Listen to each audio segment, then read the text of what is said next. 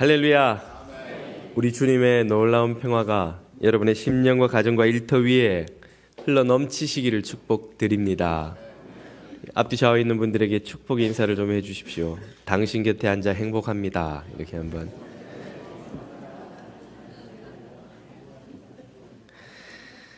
여러분과 예배하게 되어 저도 행복합니다. 대학 시절에 읽었던 소설 중에 지금껏 기억에 남는 책이 있는데요. 이문열 씨의 추락하는 것은 날개가 있다가 그것입니다. 많은 분들이 읽으셨거나 영화로도 나왔기 때문에 보신 분들도 계시리라 생각됩니다. 시골 청년인 임형빈은 명석한 두뇌와 또 노력으로 서울 명문대 법대에 진학합니다. 법조인으로 참 찬란한 미래를 꿈꾸며 열심히 공부했는데요. 우연히 서윤주라는 아름다운 여자를 만나 사랑에 빠지지요. 그런데 그녀는 임형빈이 감당하기에는 너무나 자유분방한 그런 기질을 가진 여자였습니다. 결국 그녀와 만나기와 헤어지기를 반복하던 끝에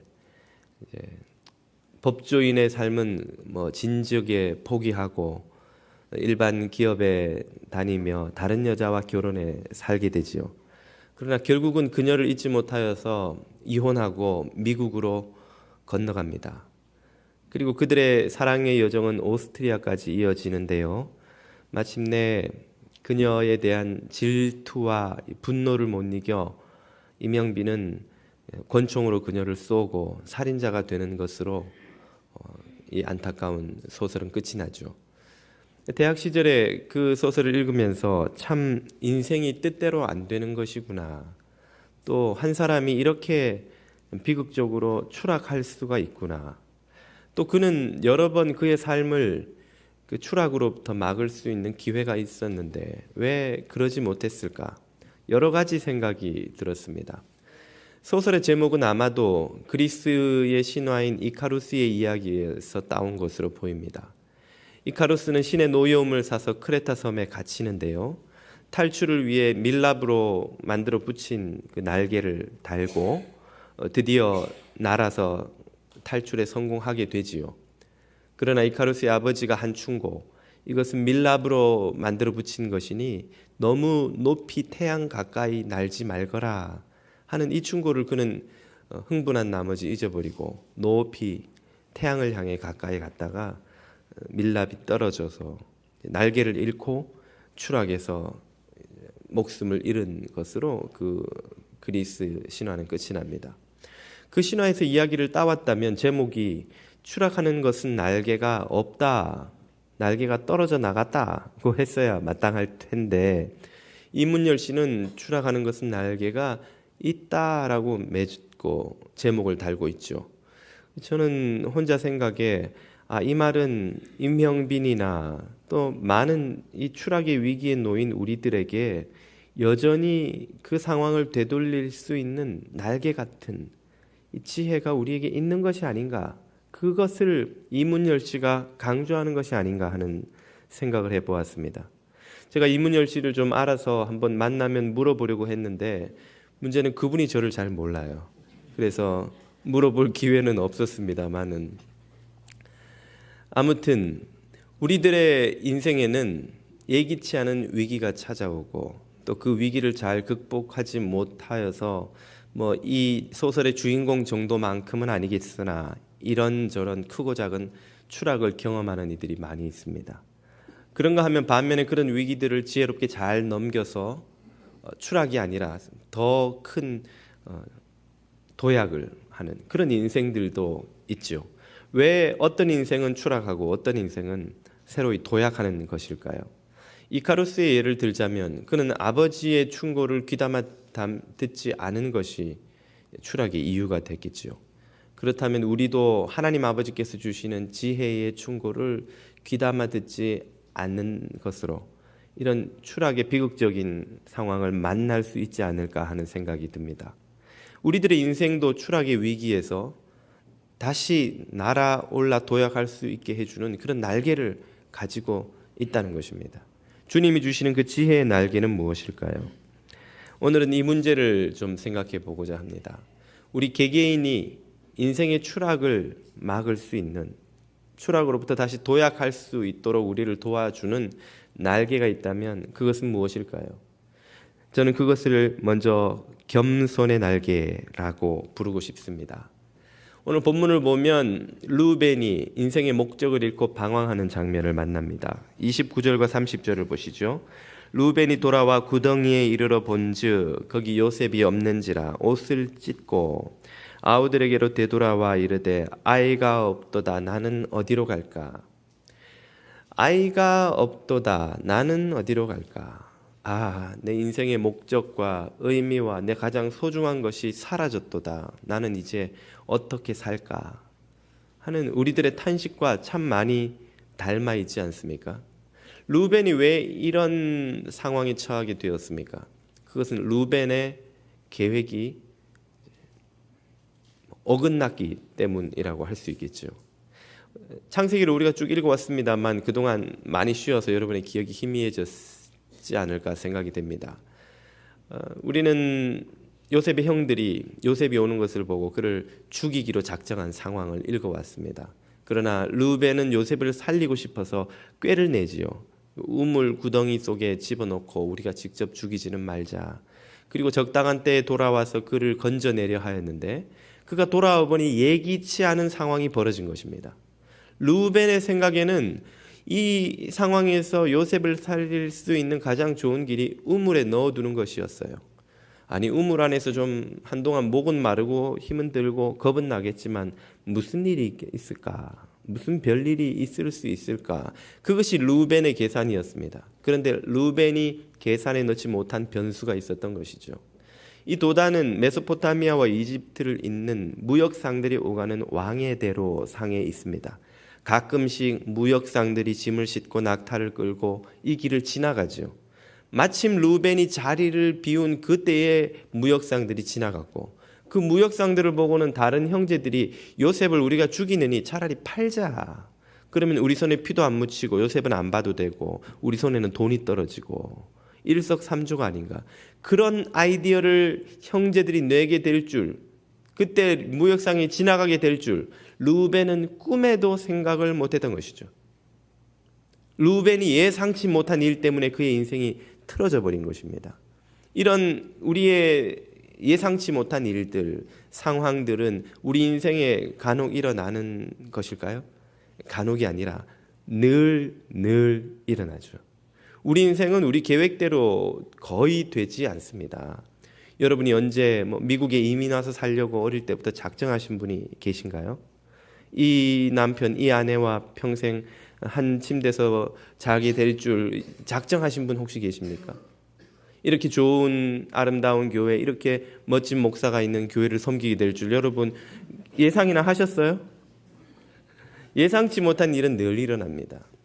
미국에서 해마다 30명에서 40명의 아이들이 차량에 갇혀서 안타깝게 목숨을 잃어갑니다.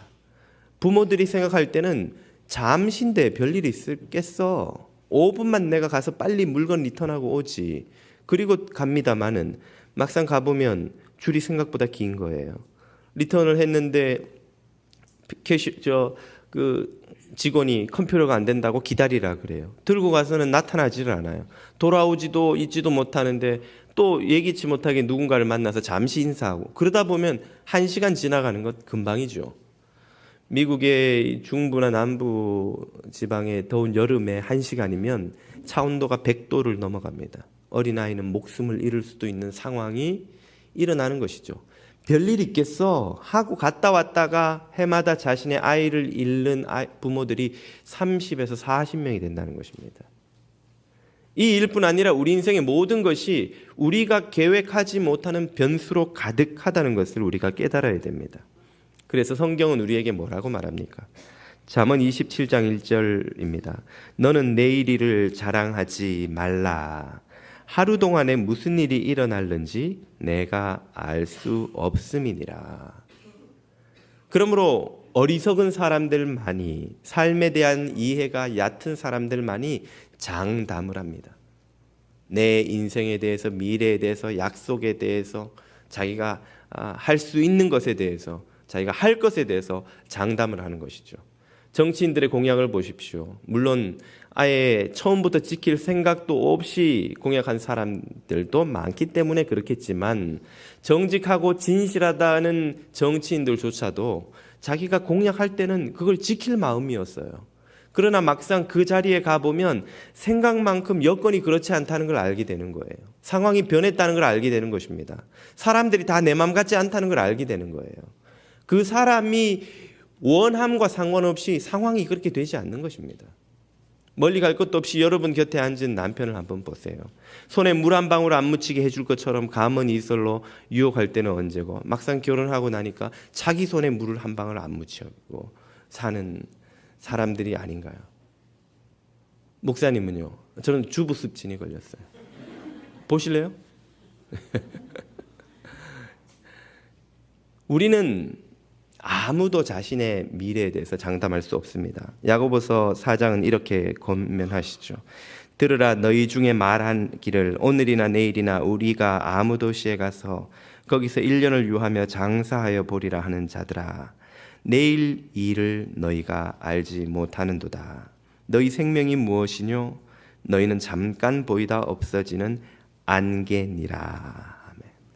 그러므로 하나님을 알고 인생을 아는 이들은 장담하지 않습니다. 겸손합니다. 겸손한 사람은 최선을 다합니다. 그리고 섣불리 결정하지 않죠. 우리 옛말에도 침 뱉고 간 우물에 다시 와서 마신다 하는 말이 있습니다. 우리는 살다 보면 이런저런 갈등이 생기고 마음이 틀어지고 섭섭한 마음이 생기고 다시는 저 인간 안 볼 것처럼 살지만, 그러나 살다 보면 또 그 인간한테 가서 아쉬운 소리 할 때가 오는 것이죠. 그러므로 섣불리 원수 맺는 것도 지혜로운 방법이 아닙니다. 섣불리 사람에 대해서 좋다 나쁘다 판단하는 것도 신중하고 겸손한 사람이 취하는 행동이 아니죠. 이 사람 없으면 못 살 것 같지만 그 사람이 나중에 짐이 됩니다. 저 사람 얼굴만 안 보면 살 것 같지만 나중에 그 사람 얼굴 때문에 또 도움 먹고 사는 게 일이 일어나는 게 인생이라는 것이죠. 그러므로 겸손한 사람은 모든 일에 신중하고 자신하지 않고 자만하지 않죠. 예전에 어느 의사분의 글을 읽은 기억이 납니다. 그분이 모시던 그 병원 원장님은 그 분야에서 참 전국 최고의 권위자로 인정받는 분이었는데, 그분을 옆에서 보니까 수술을 할 때마다 수술 교본을 펴서 읽으시는 거예요. 그래서 한 번은 여쭤봤답니다. 아니 선생님 정도면 그 교본에 있는 거 다 아시잖아요. 그거 학생들에게 가르치기도 하셨고 꿰고 있는 내용인데 뭘 그걸 또 보십니까? 그랬더니 그 선생님이 잊을 수 없는 말을 하더라는 거예요. 우리는 사람의 생명을 다루는 사람들입니다. 다 아는 것 같지만 아무도 다 알지 못해요. 또 보고 또 준비해서 혹시라도 있을지 모르는 사고를 우리는 예방해야 됩니다. 그 앞에서 그분이 참 부끄러워졌다는 거예요. 그런 권위자가, 학생들에게 그 교본을 가르쳤던 분이, 우리나라 최고의 권위자라는 분이 매번 수술 때마다 겸손히 또 절차를 확인하고 준비하고 하는 것은, 그것이야말로 겸손이요, 지혜요, 신중함, 인생에 대해 참 겸손한 사람의 자세라는 것이죠. 우리는 조금 살다 보면 이런저런 자신감이 생깁니다. 이 정도 했으니 내가 성공한 것이 아닌가? 이 정도 이루었으니 많이 이룬 것이 아닌가? 이 정도 내가 인정받았지. 이 분야에 대해서 내가 최고지. 이 정도 했으니 나는 숙련자지. 그러면 우리는 자신도 모르게 장담하게 되고 자만하게 되고, 소위 하는 말로 사람이 건방져지게 되는 것입니다. 우리 어르신들이 익은 벼는 고개를 숙인다 하는 것이 거저 나온 말이 아닌 것이죠.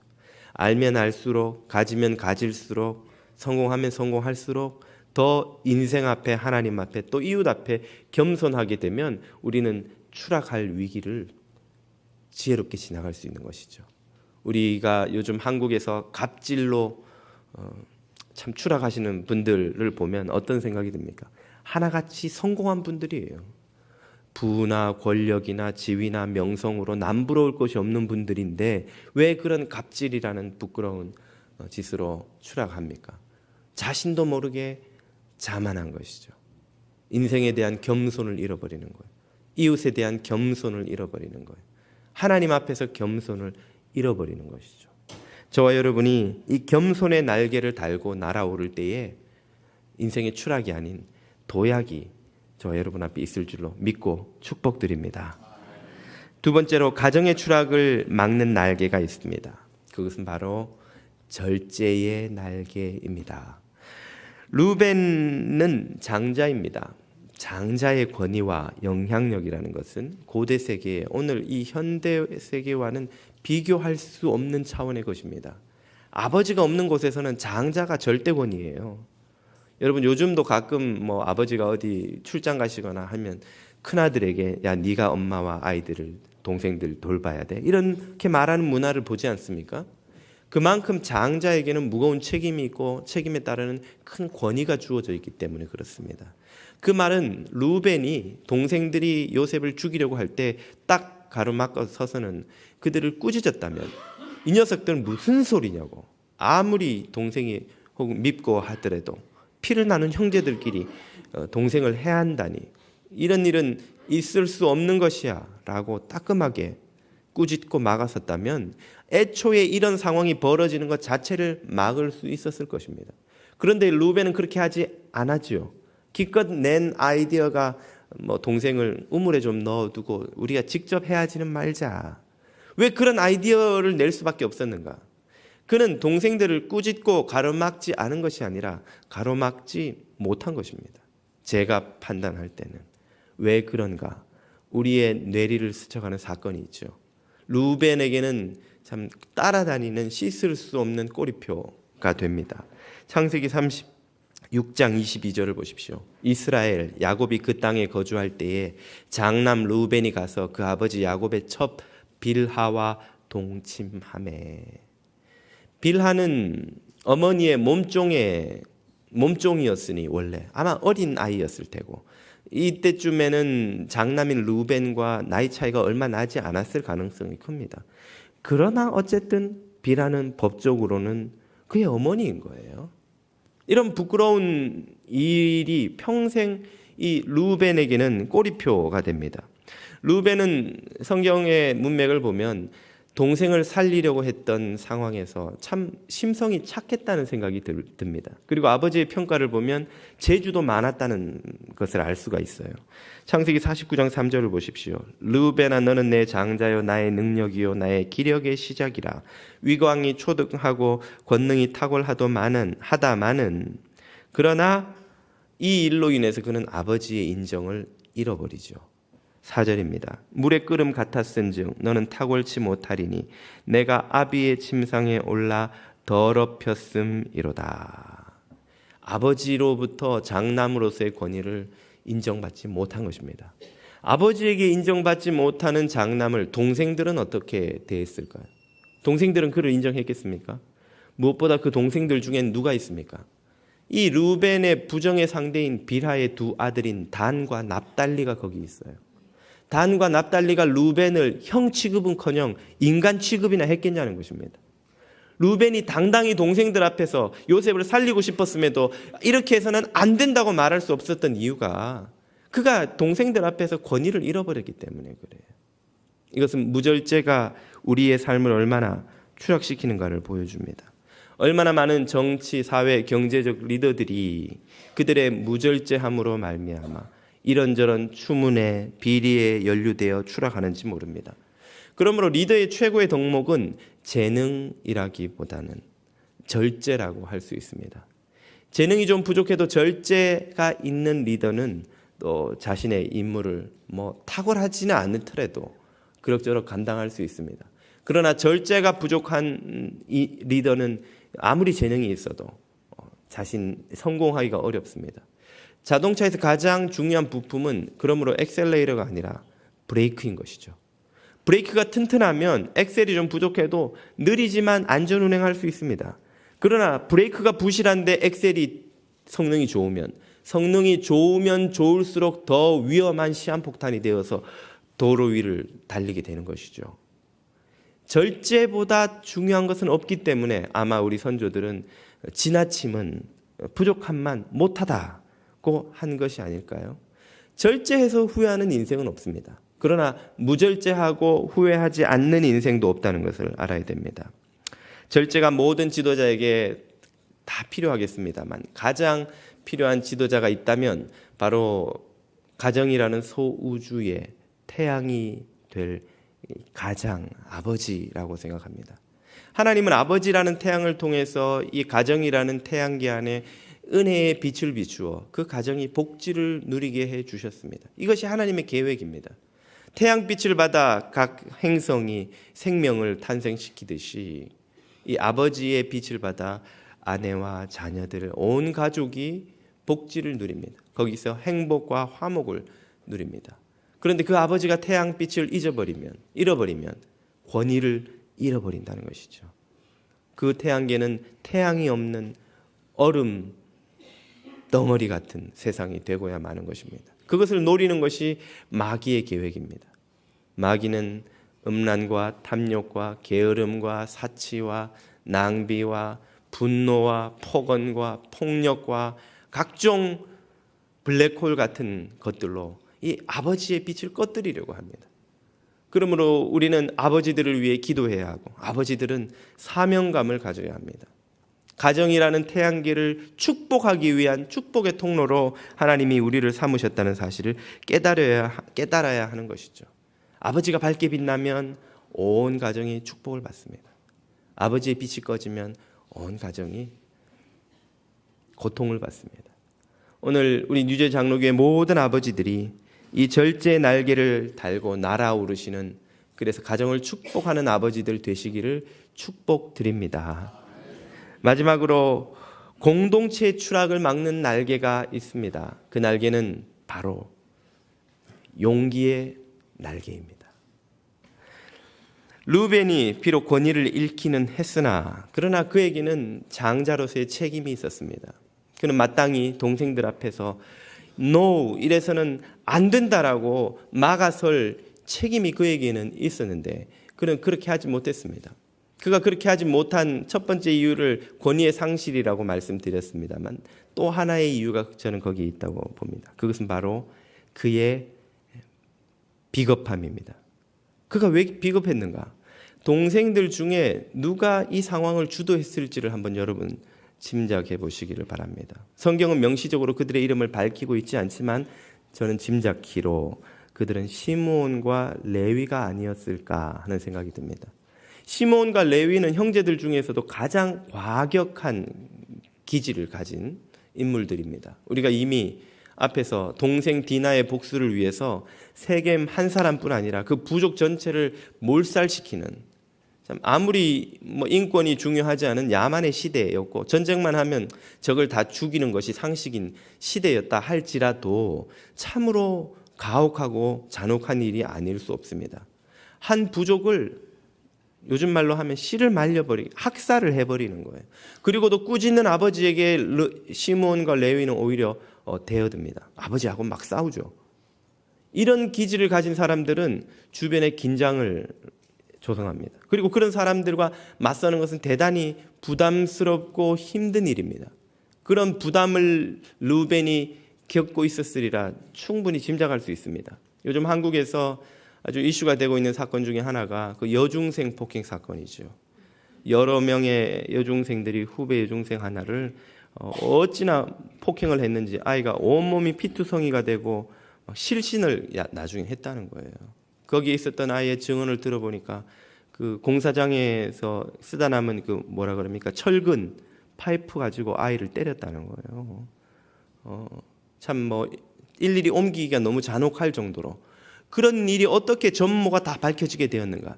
그 자리에 있었던 학생이 그 피해자 여중생 어머니한테 낱낱이 다 이야기해 준 거예요. 그러면서 그 아이가 하는 말이 자기는 말리고 싶었는데 그 언니가 무서워서 못했다는 거예요. 거기서 말리고 나서면 같이 얻어맞거나 혹은 왕따 되거나 혹은 두고두고 괴롭힘을 당하거나 여러 가지 불이익을 당할 것이 두려워서 그렇게 하지 못했다는 거예요. 제가 학부 전공이 신문 방송이다 보니 오피니언 리더들의 역할과 생리에 대해서 공부를 합니다. 어느 집단이든 10명이건 하다못해 2-3명이건 두 사람이 마음이 동시에 딱 맞아가지고 어떤 결론이 나오는 경우는 없어요.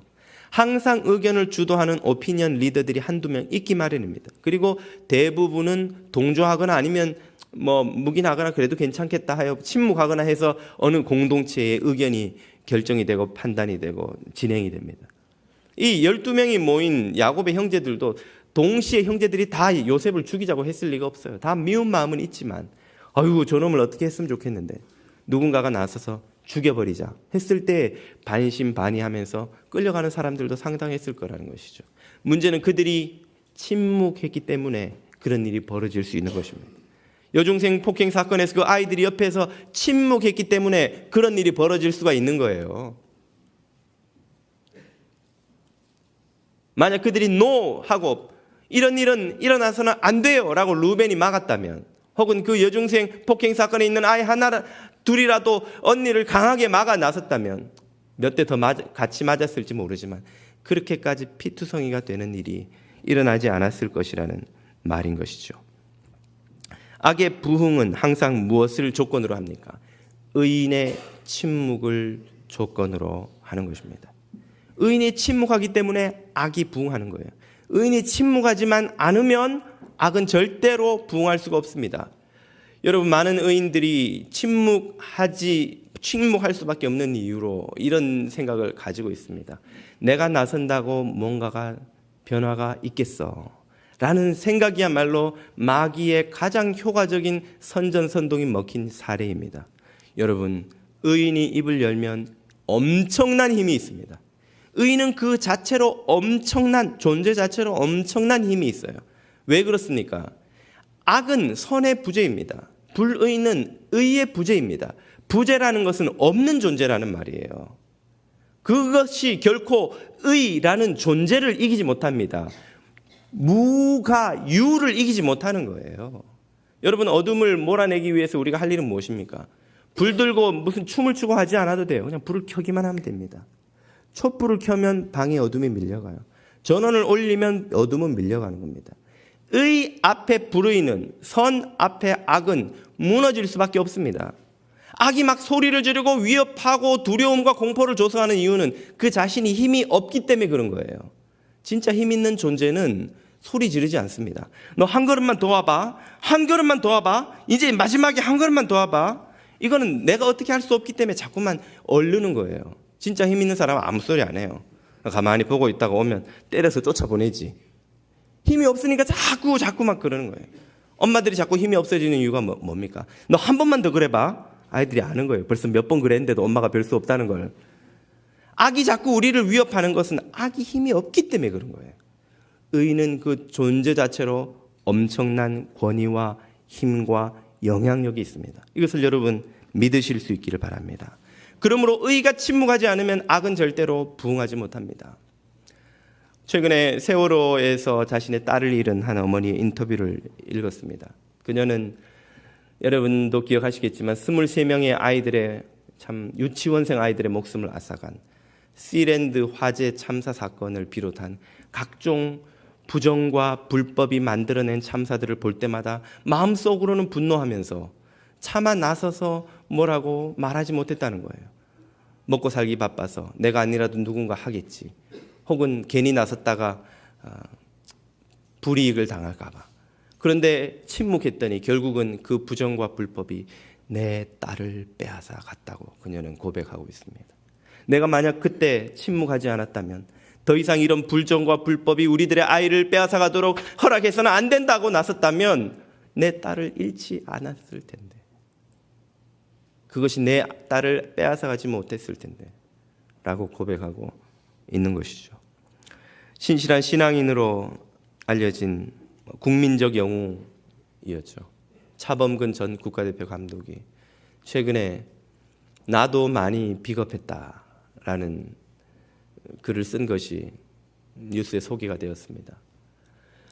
국가대표 전 감독이었던 차범근 씨가 평창동 집에서 나와서 시내로 나가려면 항상 광화문 앞에 세월호 유가족들이 시위하는 것을 지나친다는 거예요.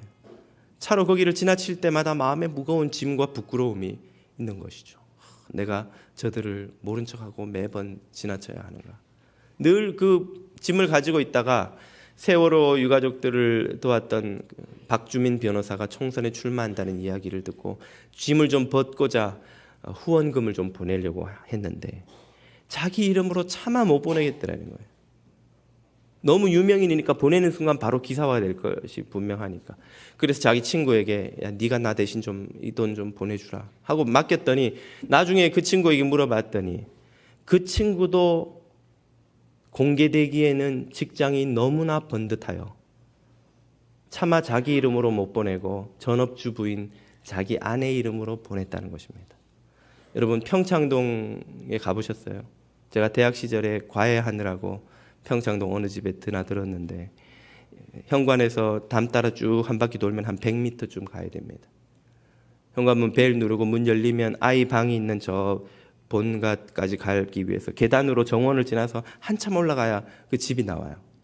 제가 꽤 오래 과외를 했는데 나올 때까지 그 집의 구조가 어떻게 된 건지 도무지 모르겠더라고요. 너무 계단이 많고 층이 많고 이게 막 골목골목이 많아가지고 집안에.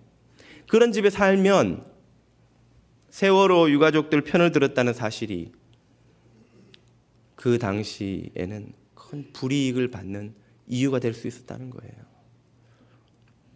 그래서 차마 자기 이름으로 후원금도 내지 못했다고 차범근 감독은 쓰면서 이렇게 정리합니다. 침묵은 금이 아니고 나약함일 뿐임을 배웠다.